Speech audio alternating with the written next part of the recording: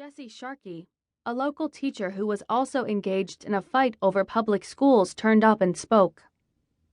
Congresswoman Jan Schakowsky, DIL, paid the workers a visit, and President-elect Barack Obama addressed the workers in a news conference saying, "The workers who are asking for the benefits and payments that they have earned, I think they're absolutely right, and understand that what's happening to them is reflective of what's happening across this economy."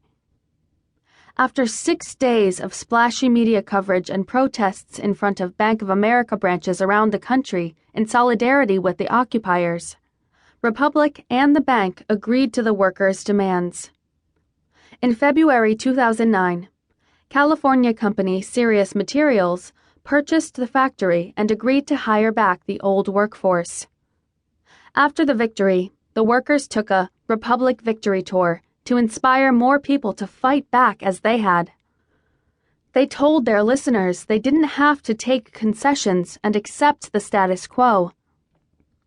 "I'd like to think that we helped kick off the next wave, and certainly the chant that we came up with, which was, 'Banks got bailed out, we got sold out,' was adopted by a lot of people," Fried said. While the Republic workers were trying to encourage others to stand up and fight, most of the country remained in shock. But shortly after Sirius Materials bought the Republic factory, a group of Connecticut residents boarded a bus to prosperous Fairfield, median income over $78,000. They were headed to the home of Douglas L. Poling, Executive Vice President for Energy and Infrastructure Investments at American International Group, AIG. Technically an insurance company, but one with an investment bank grafted on top. This unwieldy beast had insured a slew of bad mortgages via credit default swaps, which required AIG to pay out if the mortgages went into default. When those bad mortgages failed, so did AIG, and the U.S. government stepped in and bailed it out, to the tune of over $170 billion. The bailout alone would have made people angry enough. Regular people, many of them suddenly unemployed or facing foreclosure, were already wondering why the big banks merited more than $700 billion and they got nothing.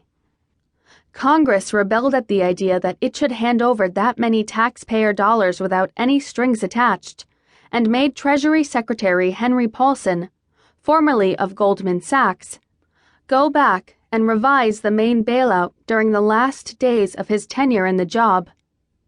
He promised to use the money to modify mortgages for homeowners facing foreclosure. But when AIG announced that it would be distributing $165 million in bonuses to executives who oversaw the same unit that had made the colossally bad decision that nearly broke the company, at least one group had had enough. "I wanted to make T-shirts that said, 'Too small to fail,'" remembered Joe Dinkin of the Working Families Party, WFP, a political organization that at the time worked in Connecticut, New York, and Oregon, alongside labor and community groups to put working people's concerns on politicians' radar. The idea played on the too big to fail line already being passed around as justification for the bailouts, meaning that AIG, Bank of America, and other institutions were too systematically important to be allowed to go under. The WFP decided to put together the day-long bus tour to show who had actually been hurt by the collapse, Dinkin said. It wasn't the trader who had made $3 million a year for the last 5 years. It was actually the people who had been foreclosed, the people who had lost their low-wage jobs, the people whose employers had gotten rid of their health care coverage. Having chartered the bus, WFP gathered people like Assad Jackson, a music teacher from Hartford who was paying down medical debt, Mary Haguli, a pastor whose sister-in-law was facing foreclosure, and Mark Dubeck, a steelworker who'd lost his job at a Bristol factory. The tour, nicknamed Lifestyles of the Rich and Shameless, was eye-opening for the participants.